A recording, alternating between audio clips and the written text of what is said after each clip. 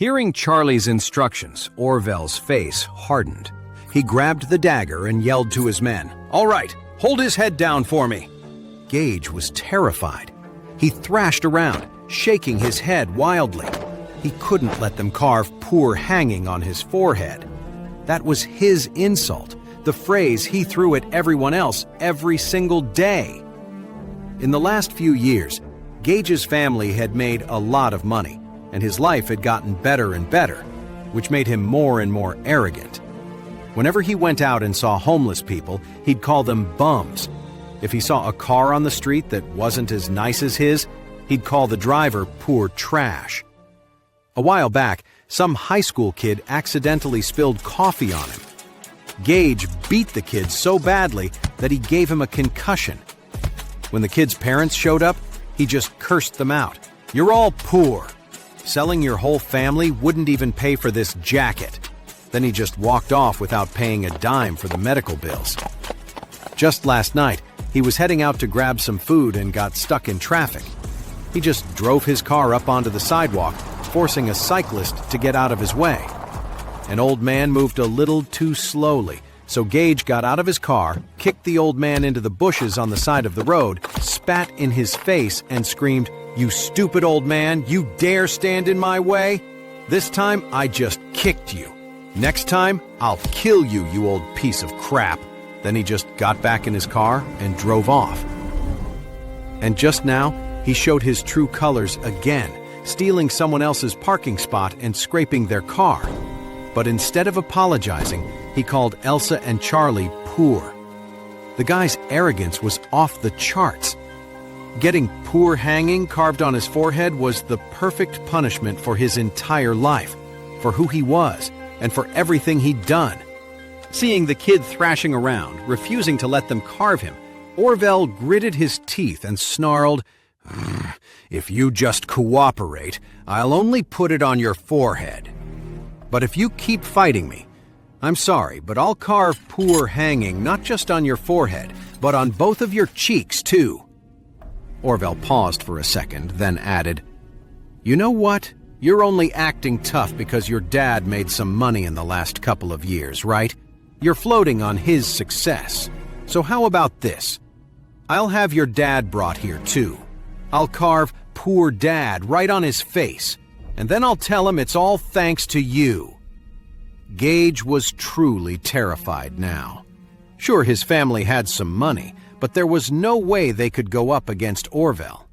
Orvel was a major player in the city's underbelly. He could destroy his entire family without breaking a sweat. And above Orvel was the powerful Smith family. Everyone knew Orvel worked for them, and even if he was just an attack dog for the Smiths, he was a dog nobody could afford to mess with. If they really carved "poor hanging" on his face, how could he ever show his face in public again? And if they really carved "poor dad" on his father's face, how could his dad ever face anyone again? His dad would be so furious he would skin him alive. So he could only cry while begging, "Please, have mercy. Can you just make it smaller?" "Shut up!" Orvel slapped him hard across the face and cursed, "You dare to bargain with me?" Gage was in tears, terrified and feeling completely wronged, but he didn't dare say another word to Orvel. Orvel had his men hold the kid's head tightly, getting ready to use the dagger to start carving. Charlie pulled out his phone and started recording a video. Even though Gage was begging him to make the letters smaller, how could Orvel dare to disobey Charlie? So he went as big and deep as possible. The first word took up half of Gage's forehead. And damn, Orvel's carving was ugly as sin. The lettering looked like it was done by a first grader. Orvel, trying to save face, chuckled sheepishly. "Mr. Wade, see, I'm not really used to carving with a knife. It's a bit ugly." Charlie snorted and asked, "Tell me the truth. How much school did you actually finish?" Orvel laughed. "I went for a few years. I mean, I technically graduated elementary school, but I didn't pay much attention during those 6 years." Charlie nodded. "Good. If you'd carved it too neatly, it would have been too good for him." When Gage heard that, He sobbed uncontrollably. The pain on his forehead didn't even matter anymore. What mattered was that this meant he was disfigured for life. Orvel looked at the bloody forehead, pulled a crumpled wad of toilet paper from his pocket, and dabbed at the blood. "All right," he said. "Time for the second word." Immediately, Orvel started carving the next word. He carved this one just as big, one on each side of his forehead. It was impossible to miss. After he finished, he looked at his work and nodded with satisfaction. Then he turned to Charlie and asked, "Mr. Wade, what do you think of my handiwork?" Charlie stopped the video recording, nodded, and said, "Seems pretty good." Orvel just smiled and asked, "Mr. Wade, what should we do with this girl?" Charlie said calmly, "Keep an eye on these two from now on.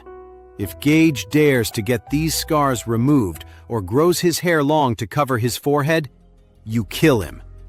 And as for her, if she even thinks about going to get that crooked nose fixed, you disfigure her entire face.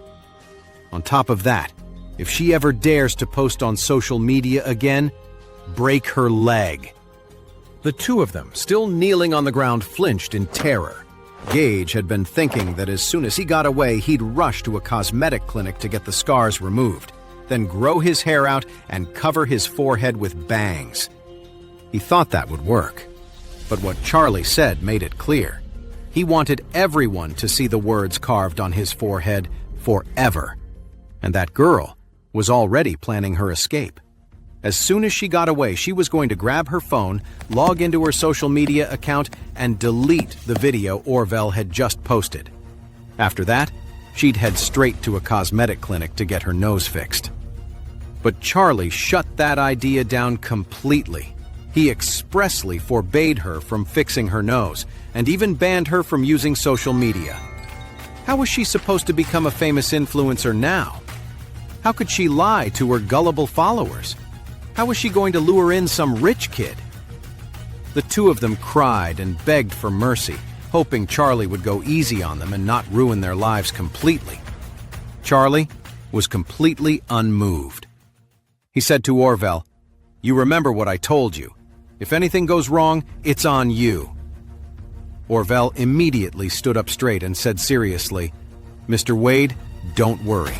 I'll keep a close watch on these two from now on." After that, he gritted his teeth, glared at them, and said coldly, "You two better remember me. You will check in with me every other week from now on, in person.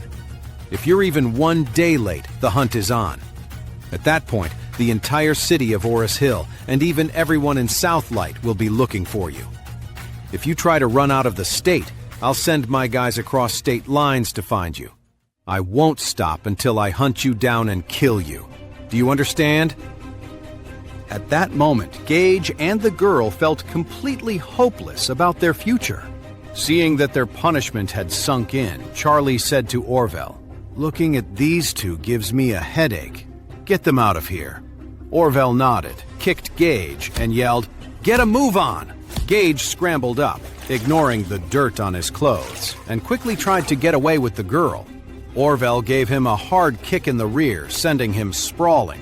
He face-planted in the dirt. Orvel then yelled, "Listen up, you two! 1 week from now, you'll report to me at the mansion. I'll be checking. If you don't show, just wait to be hunted down and killed." "Mister, don't worry, we'll be there." They both stammered in agreement. Then they scrambled away in a panic until they were completely out of sight. Orvel walked back to Charlie's side, his expression serious, and asked respectfully, "Mr. Wade, are you satisfied?" Charlie turned to look at Claire and Elsa. Seeing their strange expressions, he asked, "Claire, Elsa, what do you think?" Claire finally spoke up hesitantly. "Charlie, isn't this a little too cruel?" Orvel quickly interjected, "Mrs. Wade, you don't understand. Gage is a vicious bully. He loves picking on people who can't fight back. I can't even count how many people he's hurt. The worst part is, last winter this punk was drunk and in a bad mood. He saw a homeless man and beat him to death for no reason. The list of horrible things he's done is endless. Claire gasped. Is he really that awful? Orvel nodded and said, "This jerk gets his kicks from tormenting the poor. The more vulnerable they are, the more vicious he gets." Elsa, who was standing beside them, said, "Then he totally deserves it. What kind of man bullies people who are down on their luck? What a scumbag." Orvel quickly added, "Miss Elsa, you're absolutely right. For someone like him, Mr. Wade is just serving up some much-needed justice." Charlie said calmly, "All right, don't stick around. You should get going. My wife and I are heading to the hot spring." Orvel quickly pointed to the spa and resort manager, who had been standing there in shock the whole time. He asked, "Mr. Wade, what should I do with this guy? We can't just let him go, can we? Do you want me to carve him up too?" Charlie said casually, "He's just a lackey. Fire him immediately. Get him out of Oris Hill and make sure he never shows his face here again. Otherwise, tell your guys to rough him up every time they see him." The manager, Tristan, had been too scared to speak up, but hearing this threat, he finally found his voice. "Orvel, don't you dare! The Grand Promenade Resort is an Oris Grand property. You know Isaac Craven from Oris Grand, right? If you touch me, Mr. Craven will never let you get away with it." Tristan figured that even though Orvel was a big deal with the Smith family backing him, his own boss, Isaac, was just as powerful. Isaac was the public face of the Wade family, and everyone knew the Wade family was way more powerful than the Smith family. Orvel just sneered.